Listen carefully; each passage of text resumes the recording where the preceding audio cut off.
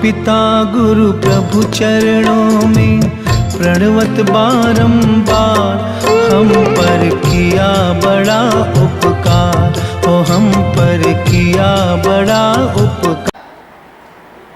नमस्कार, मैं Raju Agrawal news Saurashtra TV news में आपका हार्दिक स्वागत करता हूं। आइए देखें भिवंडी शहर और भिवंडी शहर के आसपास की कुछ खबरें।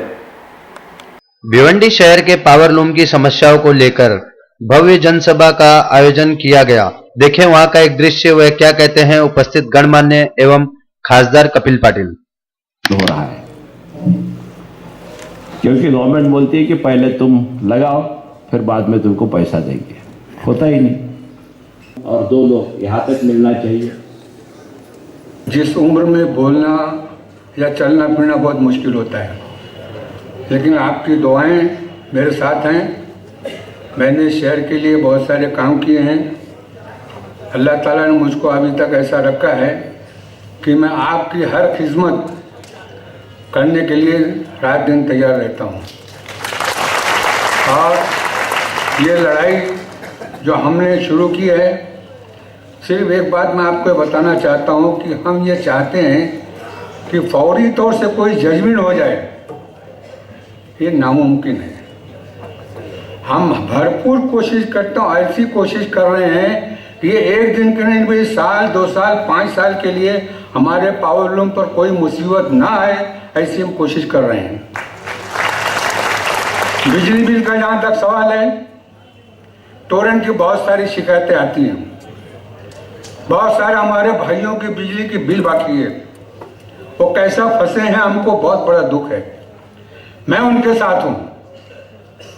टोरेंट ने अगर कल के बाद कोई जुल्म करना शुरू किया तो उसे निपटने की ताकत आज हमारी है।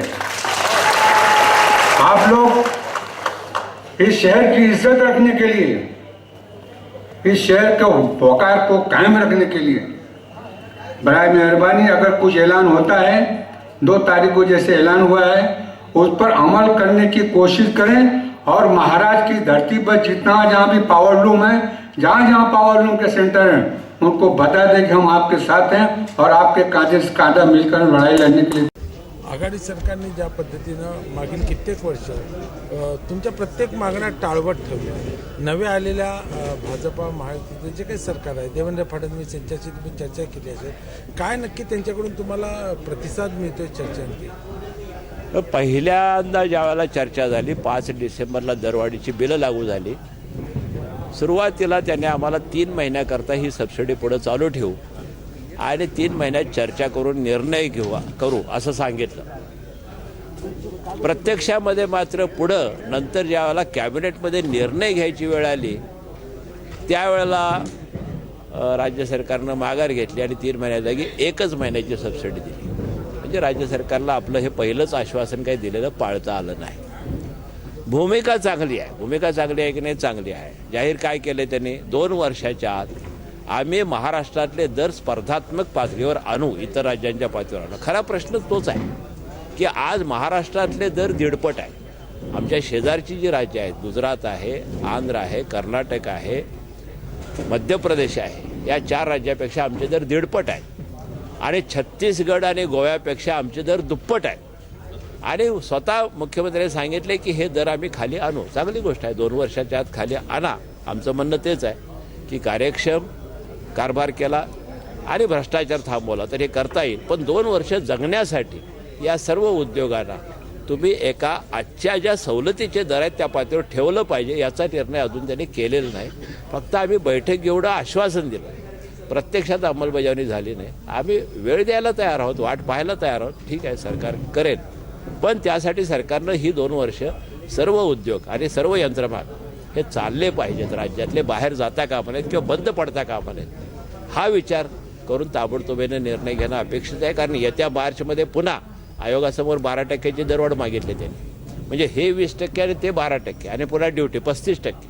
हा बोजामुळं 50% उद्योग बंद पडतील अशी अवस्था आहे। गेल्या 3 वर्षाचे जर आकडे बघितले तर गेल्या 3 वर्षामध्ये उद्योगांच्या मागणीत वाढ नाही, उलट 25,000 MUs 25,000 MUs वरनं 22,500 MUs म्हणजे आम्ही खाली आलो आहे। दरवर्षी जी 5% वाढ व्हायला पाहिजे त्याच्याऐवजी 3 वर्षात आम्ही खाली आलो। संपूर्ण राज्यभर उद्योगांच्यावर आणि यंत्रमागावर हा परिणाम झालेला आहे.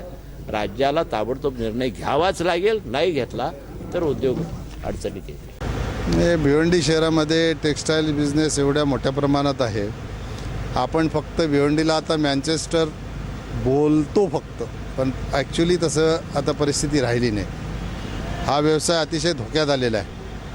आणि मी खऱ्या अर्थाने मागच्या संसदेच्या अधिवेशनामध्ये हा मुद्दा उचलला होता की भिवंडी, इचलकरंजी, मालेगाव ज्या ज्या ठिकाणी देशात अशा प्रकारचा व्यवसाय जो हँडलूमपासून सुरू झाला होता आणि त्याच्यानंतर जशी प्रगती होत गेली तसं तो पॉवरलूममध्ये आला, परंतु लोकांनी सुरू केलेला 150-200 पूर्वीचा व्यवसाय हा अजून घरातनं बाहेर लोकांना नेता आला नाही, अशा प्रकारची परिस्थिती या व्यवसायाची.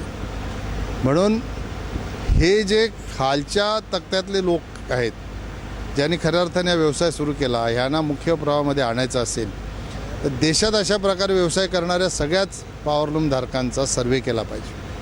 असे किती लोक आहेत त्यांचा सर्वे करून आपली जी टेक्स्टाईल पॉलिसी आहे ती चांगली आहे, पण त्याचा फायदा ह्या लोकांना होत नाही. पण याचा सर्वे करून यांना खऱ्या अर्थाने आधुनिक पद्धतीचे लूम लावून त्यांना मुख्य प्रवाहामध्ये आणण्यासाठी त्यांच्यासाठी काय आपण नवीन पद्धतीची पॉलिसी बनवू शकतो किंवा काय, ह्या बाबतीत केंद्र सरकारने विचार करावा. अशा प्रकारचा मुद्दा मी लोकसभेमध्ये उचलला होता. असं जर झालं तर निश्चितपणाने ह्या व्यवसायाला चांगले दिवस येतील. दुसरा मुद्दा पॉवरच्या सबसिडीचा आहे. पॉवरच्या सबसिडीच्या बाबतीत राज्य सरकारचा विषय, राज्य सरकार मुख्यमंत्र्यांची वेळ घेऊन मुख्यमंत्र्यांपर्यंत या सगळ्या लोकांना नेऊन त्याच्यातनं नेमकंपणाने काय आपल्याला करता येते.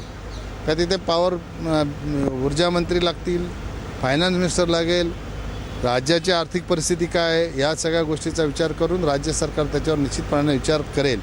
आणि उद्याच्या दिवसामध्ये देशाची टेक्स्टाईल पॉलिसी आपल्यासाठी उपयुक्त व्हावी यासाठी टेक्स्टाईल मिनिस्टर माननीय संतोष कुमार गंगवारजी यांना भिवंडीमध्ये आणून भिवंडीतल्या, मालेगावच्या, इचलकरंजीच्या सगळ्या लोकांना इथं एकत्र करून काय आपल्याला पॉलिसी त्यांच्यासाठी बनवता येईल याच्यासाठी निश्चितपणाने समोरासमोर चर्चा करून विचारविनिमय करून त्याच्यातनं चांगलं काहीतरी काढून ती त्यांच्या माध्यमातून भिवंडीच्या लोकांचा व्यवसाय नावारूपाला आणण्यासाठी मी निश्चितपणाने प्रयत्न करणार आहे.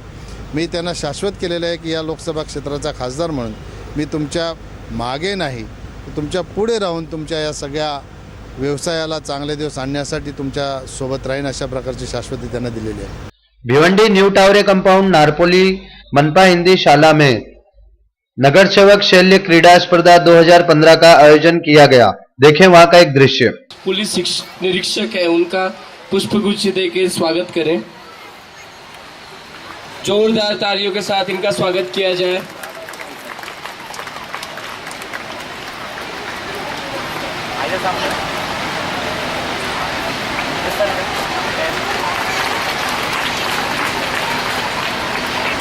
थक के करता इंतजार, एक कयामत उनका आना हो गया.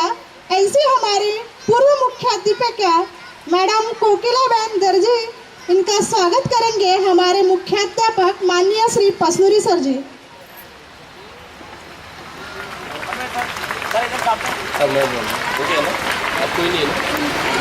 कोडम सर का स्वागत करें.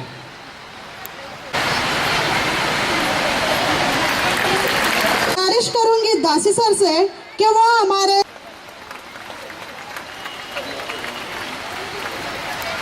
हमारे कार्यक्रम के अध्यक्ष श्री भगवान टावरे से मैं कार्यक्रम की शुरुआत करने की अनुमति चाहता हूँ.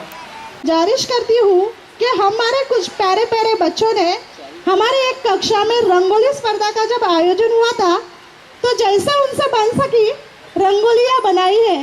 मैं गुजारिश करूँगी कि आप कृपया ऊपर जाकर रंगोली प्रदर्शन देखें.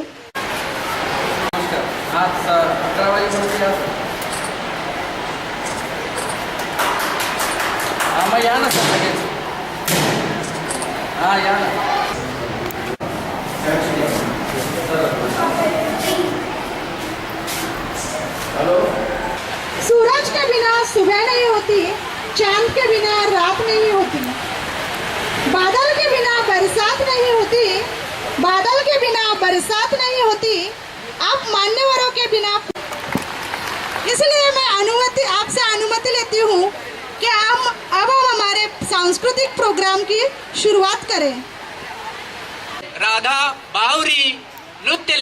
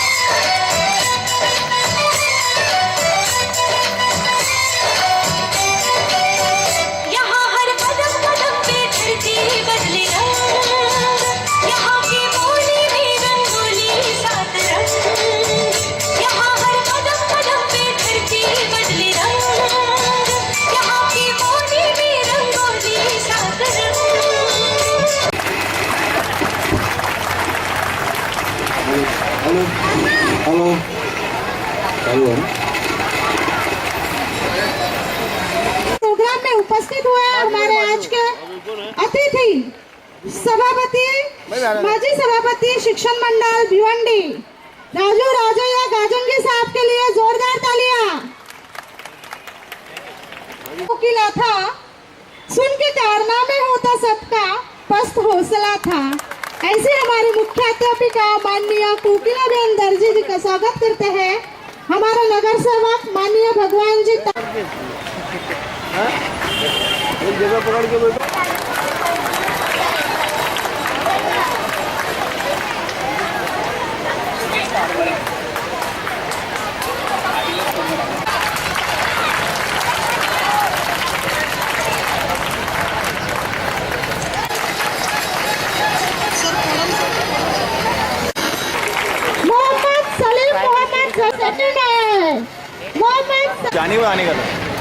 नीलकंठ कसीना नीरज नीलकंठ कसीना बोनी रस्में खड़ा है। तालियां बजाओ सब लोग।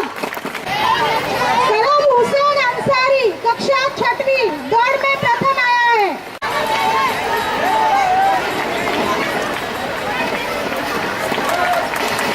दीपक दरोगा साहब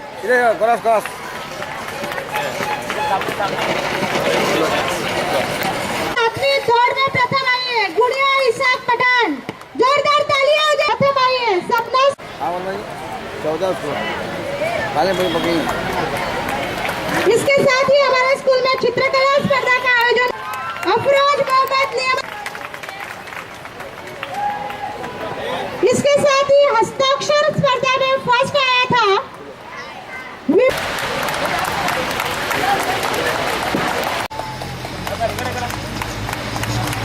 हमारे नगर सेवक उपाध्याय सर जी का एक सर का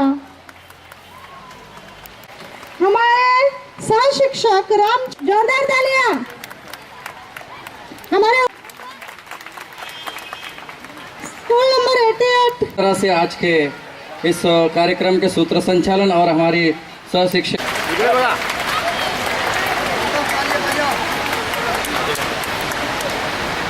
आज के लिए बस इतना ही। कल फिर मिलेंगे कुछ नई खबरों के साथ।